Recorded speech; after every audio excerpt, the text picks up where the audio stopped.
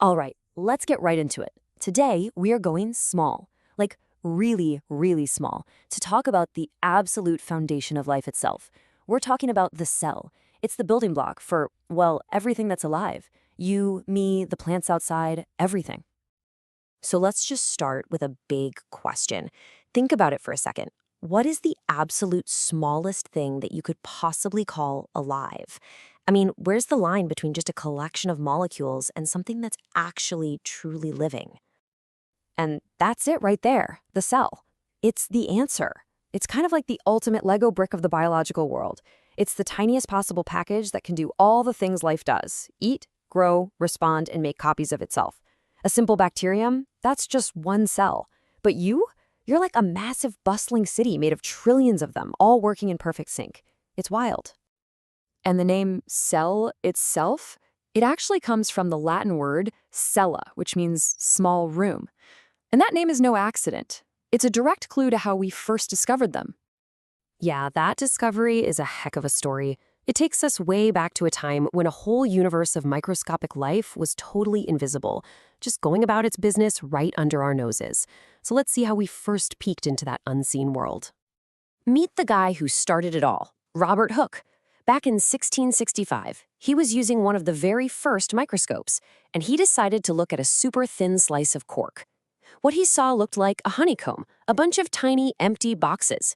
They reminded him of the little rooms, or cells, where monks lived, so that's what he called them. Now, he was just looking at the dead, empty walls of plant tissue, but the name stuck. But the story didn't end with empty rooms. Just a few years later, a Dutch lensmaker named Anton van Leeuwenhoek pointed his much better microscope at a drop of pond water, and what he saw blew his mind. It was full of tiny, swimming creatures he adorably called animalcules, or little animals. This was it, the first time anyone had ever seen living single-celled organisms. It took a while, but fast forward to the 1800s, and three brilliant scientists, Schleiden, Schwann, and Virchow, put all these pieces together to form one of the most important ideas in all of science. And that grand idea is what we call cell theory. You know, you can really think of it as biology's three fundamental laws. It's the rulebook that governs literally all life as we know it. Super simple, but incredibly powerful. So what are these rules? There are just three. First, every single living thing is made of cells. A giant whale, a tiny ant, the mushrooms in your yard, all of them, no exceptions. Second, the cell is the basic unit of life. Your organs aren't the most basic thing. They're just huge teams of specialized cells doing a job.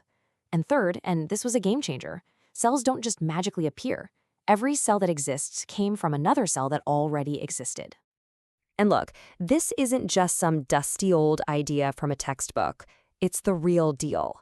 Every powerful new microscope we invent, every new discovery we make in genetics, it just proves these three rules over and over again. They're truly the bedrock of all modern biology. Okay, so we've got the rules of the game. Now let's talk about the players. It turns out that over billions of years, life has really settled on two main blueprints, two basic designs for how to build a cell. These are the two models. On one side, you have the simple, no-frills prokaryotic cells. Think bacteria. They're small, they're efficient, and their DNA just kind of floats around inside. No special compartments. Then, on the other side, you have the eukaryotic cells.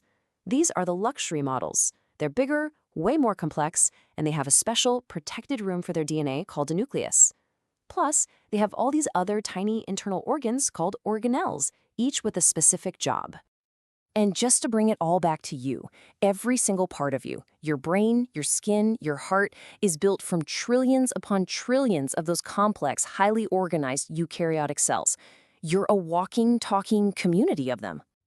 So we've gone through the history, the rules, the different types, but you might be thinking, okay, that's cool science, but why does it actually matter to me right now? Well, the answer is a lot. Understanding cells is absolutely everything in modern medicine. When we talk about fighting cancer, what are we really fighting? Cells that have forgotten how to stop dividing. When a doctor gives you an antibiotic, it's a medicine designed to target and kill bacterial cells without hurting your own. All the amazing breakthroughs in biotechnology, like gene editing, that's all happening at the cellular level. Even something as simple as a paper cut healing is a masterpiece of cellular coordination. So that kind of brings us full circle. We've gone from Robert Hooke's empty little rooms to understanding the intricate machinery inside every living thing. And it leaves you with a pretty exciting thought, doesn't it? If everything we know about life is written in cells, what incredible secret are they going to reveal to us next? What's the next big discovery just waiting for us to find?